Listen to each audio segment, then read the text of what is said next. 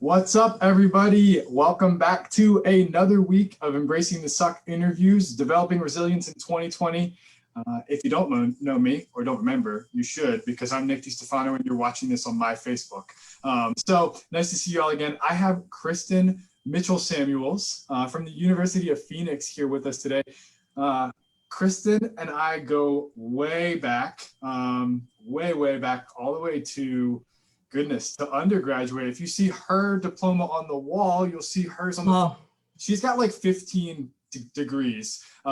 So the one on the far right is from Misericordia. That's where we went to school together. And Kristen was actually in Megan and I's wedding. So Kristen is a dear friend. She lives out in Phoenix now, working for the University of Phoenix. And I will stop talking and let her tell you a little bit about herself, what she's doing out there, what her work looks like. We were just talking before this about, another friend who's getting married soon. It's just wild. We're all old now. So we are. Oh, I don't like it. That was 15 years ago. 15? What? Yeah, 15 years ago we met each other. I don't like that. I'm not a fan. We're not old enough to have done anything 15 years ago. But we are. So actually, these are Gary's, my husband. These are all of Gary's. We're just a very blessed family, for sure. You're a very learned family. We value education. I mean, I'm going to take a moment to just do a humble brag. It's not humble at all, but mine is on this side and that wall is bigger. It's bigger. I'm not impressed. I thought maybe you just didn't hang them all up because I know you have more than 3 degrees. Oh my gosh, what kind of world is this where I'm bragging about how many? It's actually a sickness. It's not healthy. Tell the world. Tell me about your degrees. Tell them all. I don't recommend any of this at all. It's not a healthy coping mechanism for life. So but anyway, yes. Okay, so we're going to skip all that. So I am Kristen Samuels, as you mentioned. I work at University of Phoenix. I've been here just under 4 years, which is wild and crazy. We've been in Arizona for that long. But I helped launch a brand new online bachelor's in social work program with the University of Phoenix. And I was hired on to be their field director to help with all of the nationwide internships that students participate in, which is definitely a part of my job. But what I didn't realize when I signed up for this was that it's really, we launched a brand new program. So it's a lot of the groundwork in developing a program from scratch. All the curriculum, all the policies, accreditation, all the things that I've learned a lot in the process. And we've done an awesome job. I'm super proud of the program so far. It's growing really, really fast. And it's going well. So I'm super proud of the program. I'm glad to be a part of it. And so that's a little bit about me. Love it. Super cool, Kristen. Y'all, Kristen and I were talking a little bit before this started about how COVID has impacted their campus. And obviously University of Phoenix is different from a traditional brick and mortar school. So I asked Kristen and she specifically said to me, well, it hasn't really drastically impacted us, which I think is pretty cool. Talk to me, Kristen, and tell everyone what is it like working on a non-traditional campus? What are some of the struggles that you all might have, and how has COVID impacted you? Yeah. So I think, so in some ways, yes, things are very much the same. And in other ways, right, nothing is the same anymore, right? All of the world has changed. The world, and not just us, as the United States, but the whole world is feeling all of this. So that's really difficult for people to kind of grasp. I think, so for some of the reasons that it's the same, our population of students skews a little bit higher than that traditional age of students. So it's not the 18 to 22-year-olds that we're working with primarily, because we're online and we're nationwide, and we've got a huge enrollment, but the issues are the same today as they were, back in February. So our students are working adults. They do have, a lot of plates spinning at all times. And so that hasn't necessarily changed, but there are pieces of that are pieces of what used to support them prior to COVID that are no longer available, like full-time childcare or, like school, right? Like we could send our kids to school and at least, in between our lunch breaks or, whatever pockets of time we could find to fill in and do our homework. But we no longer have those kinds of support systems that we did, and not reliable ones, right? Like people are like, oh, well, we're open now, but you might have to quarantine for 2 weeks, right? So there's so much uncertainty, right, with all of this. So the kind of confidence that people used to have in online education it's shaken, right? Like there's a lot of things that are a little bit different and more complicated now. But I think as a university, we've really taken this stance to recognize that in the grand scheme of things at all times, that we're number 3 for our students, right? Like number 1 is their family. Number 2 is work, because they have to feed their family, right? And then number 3 is school, right? So we are the last in line, and we recognize that, and we have to have some flexibility and some understanding around that and be as supportive as possible to students, but also recognize like we can't ask them to drop everything to do whatever we want and to show up on camera and to do like, it's just not realistic. And so how can we kind of shift our energy to things that are way more supportive to our students, the way they want to be supported, not the way we think they need to be supported. So that's a little different. No, that's really cool, because I think we think about, oh, University of Phoenix, like they don't have any changes. And I think it's so easy whenever you're going through something to think, oh, this person has it so much better than I do. And the reality is like and you said it, like we're all going through this, right? And still going through those same struggles, and yet different struggles than maybe a traditional college student is going through.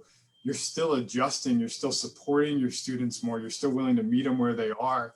That's fantastic. That's part of the reason why when I was looking at, who do we bring on for these conversations, I thought, I know Kristen's going to have a great perspective.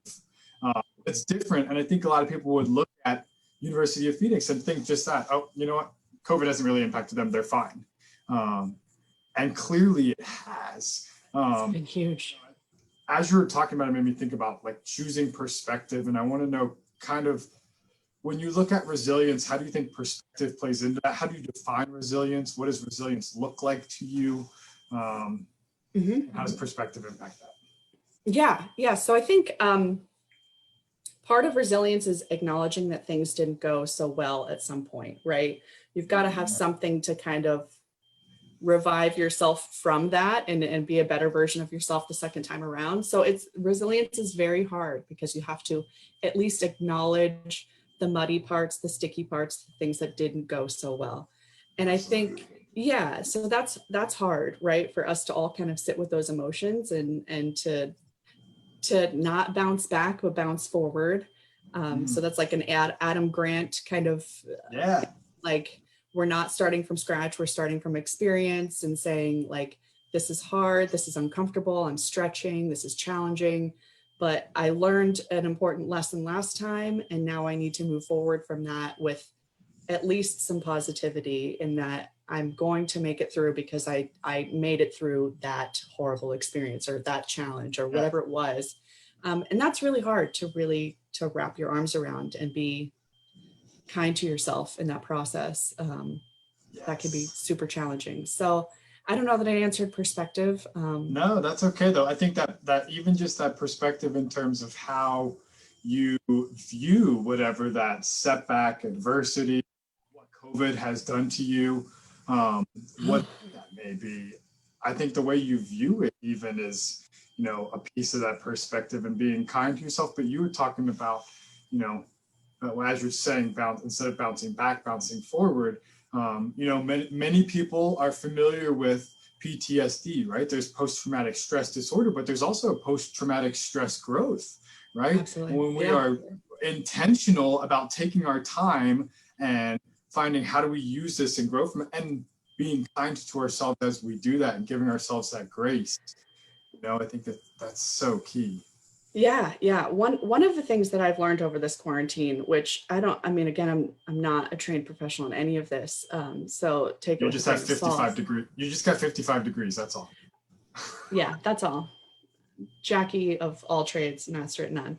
So I think, part of this has been really acknowledging like, this is hard.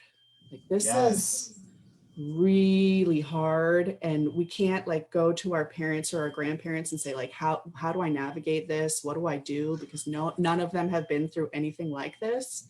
Mhm. And you know, the world looks totally different than it did when our parents and grandparents were growing up, and roles and dynamics and things have changed so greatly. But just acknowledging for us and our family and ourselves, like, we are parents, we are working, we are in school. You know, I'm this close to a doctorate, and Lord help me, hopefully I make it. Like, You I got don't this. know. In the middle of a pandemic, maybe not. I don't know. But like, so just acknowledging like there's a lot going on. There's so many things and so many pressures. And I got so wrapped up in, I'm lucky to have a job. I'm lucky to have a family to quarantine with, and I'm not alone or what. And so I started to kind of flip it. And what I learned was it's toxic positivity, right? By like Yes. saying to myself, like, I shouldn't be upset because I'm working every hour of the day, right? I shouldn't be. And then, so I was adding like the pressure of life, and then also the guilt of feeling like I was overwhelmed.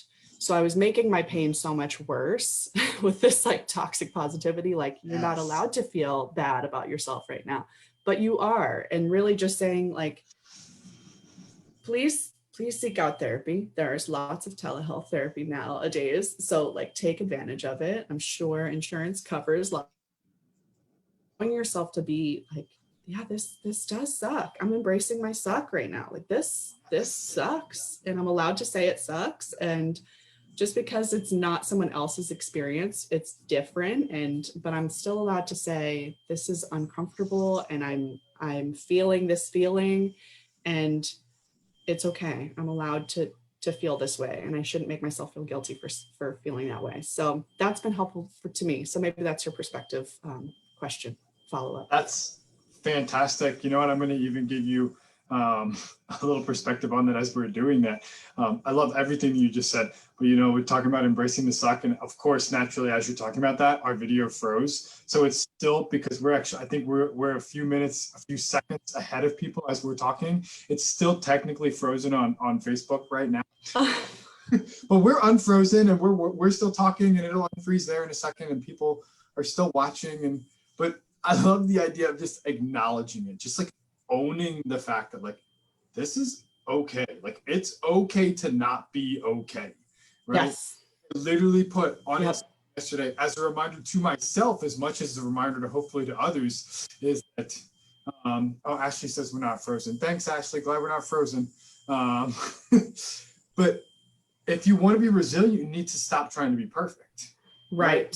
Right. And I've started to think about how can I use that on other people as well, because it's so easy to expect, you know, like everyone else should have their stuff together, or like, why haven't you done this, or where is this, or it's like, look, we're all going through, and everyone is going Mm-hmm. through pre-COVID, and even now with COVID, multiply it, Right. all sorts of adversity. And you know, it's so interesting to see the mindset when you bring a different mindset and choose that perspective, how it impacts you day to day, Sure. right? Absolutely. Yeah.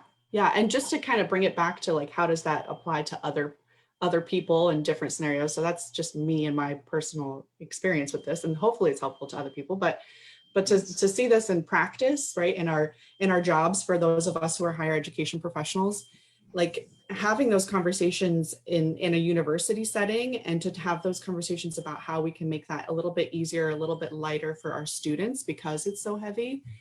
I think like just leading with empathy as much as possible in our conversations with students, and the way that we're, teaching our students, or the way that we're grading our students, or whatever it may be. So for us as an institution, we've just decided we're leading with empathy is something that we're doing in COVID times, right? Like, we're just going to be more understanding. I don't know if you can hear it, but there's my neighbor's fire alarm hasn't gone off, and it stopped going off in like a year. It's a constant buzz, or the kids might walk in, or the dog might bark, or whatever it may be. And Yes. we just had to say, as a university, like, stop apologizing. Like, don't apologize for Okay. being human, for being you, for showing up as your authentic self. We love you as you are. thank you for being here. You have a million other things you want to do, but you're here with us, so we appreciate you.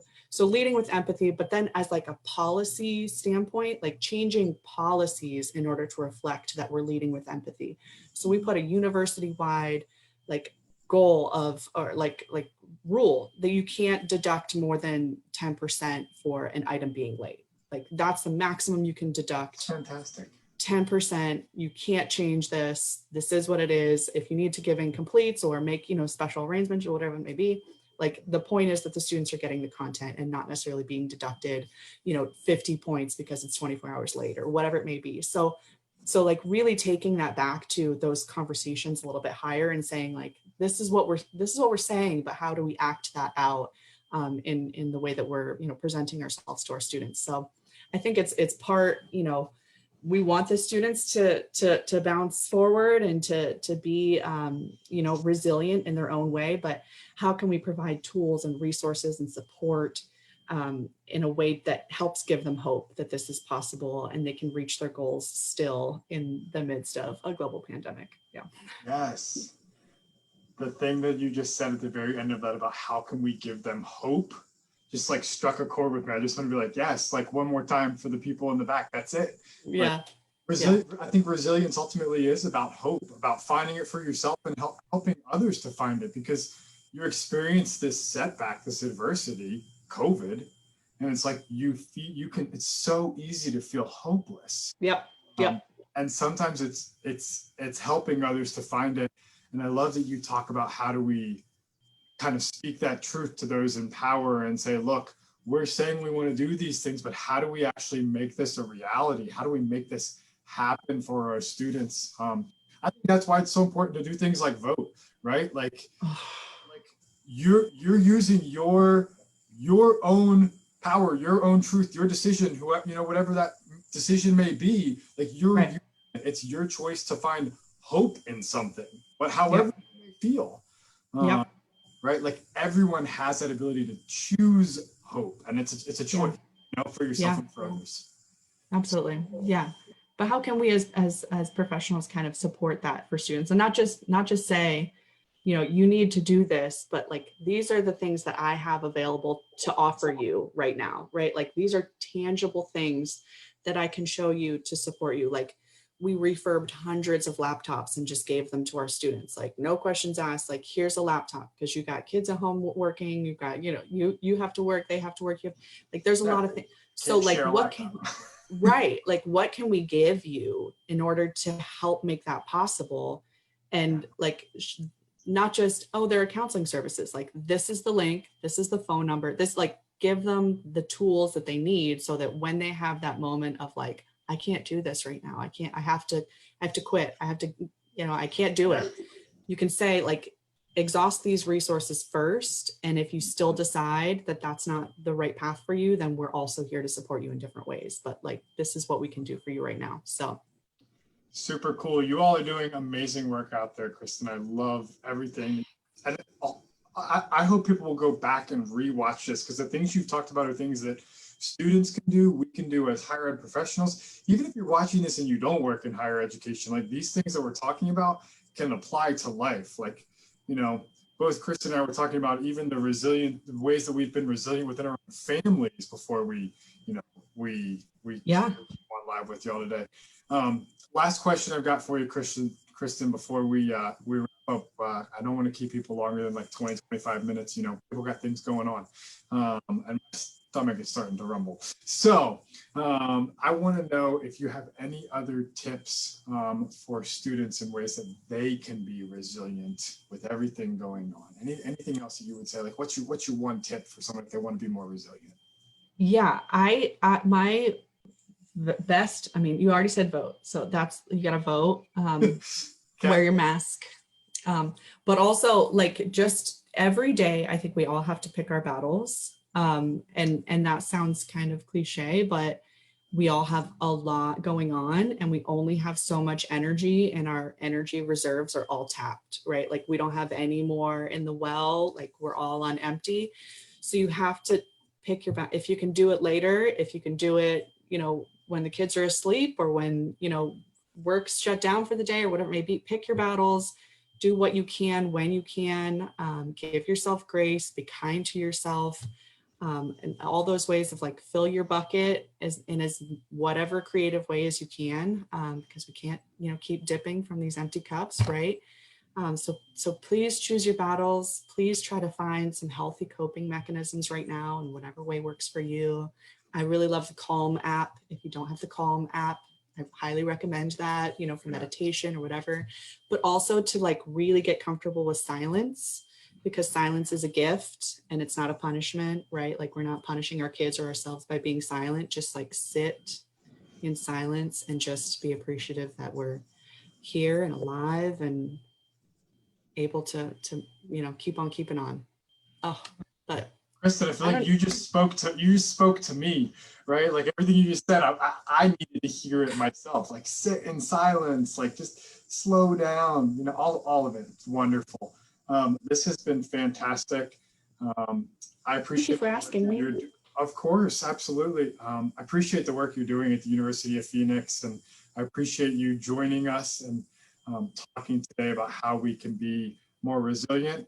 Y'all tune in next week. I'll actually be on vacation. So my special guest next week is going to be none other than my wife, Megan DiStefano. I don't know if she knows that yet. Surprise, Meg, you're on it next week. We're going to be interviewing from wherever we are live. Thank you again, Kristen. Y'all go out there, be resilient, be awesome. We'll talk to you soon.